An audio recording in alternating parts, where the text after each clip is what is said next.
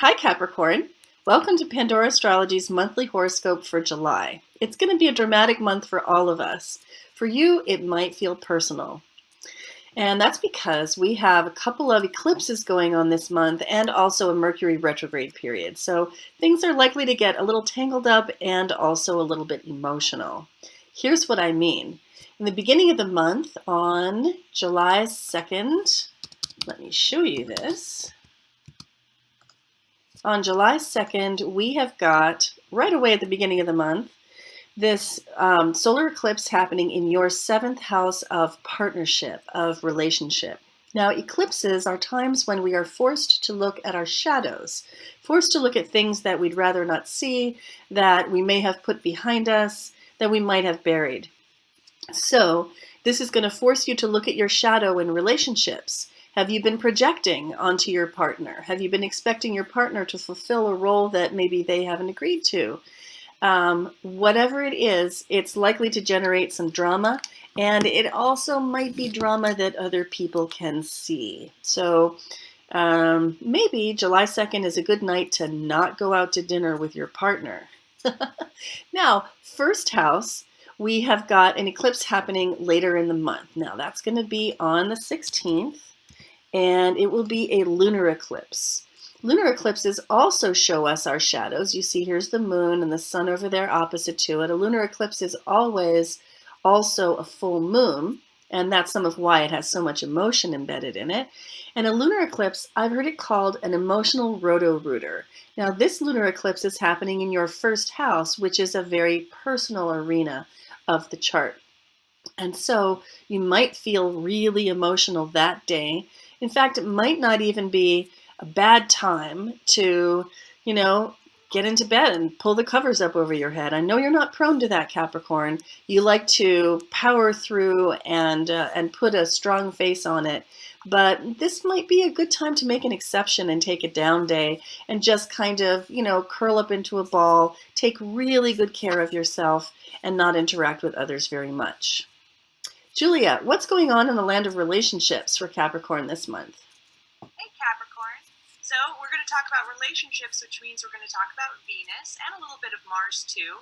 So Venus enters your seventh house, which is the house of partnership, on the 3rd. So this is a really good month for relationships.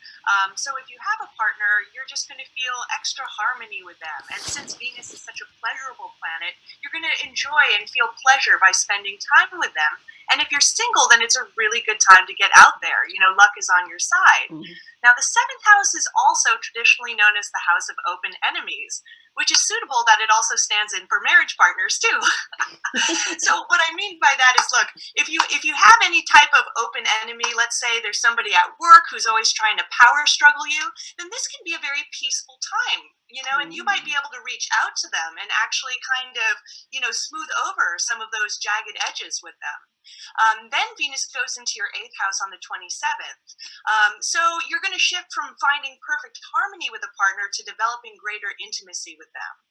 And since the 8th house also can represent shared resources with a partner, you might consider how you can kind of pool your resources together more, maybe getting, a credit card with both your names on it, or somehow maybe managing your debts together. Now, Mars is going to be in the 8th house all month too. And the 8th house is also a house that represents physical intimacy. So you might be feeling much more physically amorous as well there too, because Mars really likes being in the 8th house. But there could be some potential with conflict with partners over shared resources as well. Natha, what do you think? Yeah, so along those lines, we also have Mercury going retrograde this month, and your Mercury is going retrograde in the 8th house. So again, when Mercury goes retrograde, it really gives us the opportunity to go back and clean up ways that we've been communicating that maybe haven't worked, or gives us opportunities to do things differently. So in respect to those shared resources, even to some of that hot, amorous energy, make sure that you are keeping the lines of communication open. And Mercury does re-enter the 7th house on the 19th. So then you'll get a chance to do even more of that, especially in your intimate partnerships, if you haven't already been doing it. I mean, sometimes we have shared resources with people that are not our partners.